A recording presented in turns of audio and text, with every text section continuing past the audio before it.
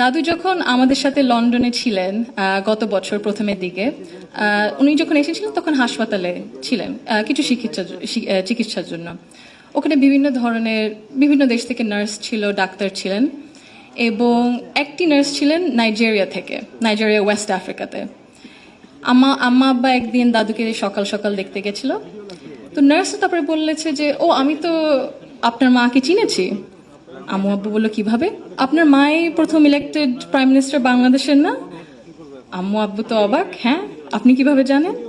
তো নার্স তারপরে বললো যে আপনাদের যে উনি যে এত কিছু করেছেন এই মেয়েদের শিক্ষার জন্য, specially primary education, food for education, cash for education, এগুলো আমাদের সরকার ওই 35-30 বছর আগে দেখে ইমপ্লিমেন্ট করেছিল।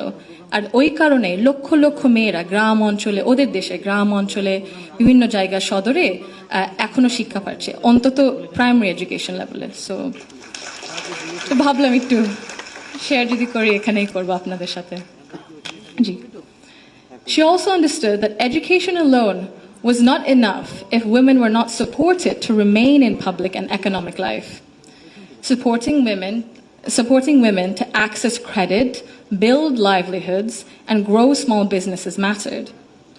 So did recognizing the realities of motherhood, of childcare, and that required systems being strengthened around maternity leave and childcare, which she did.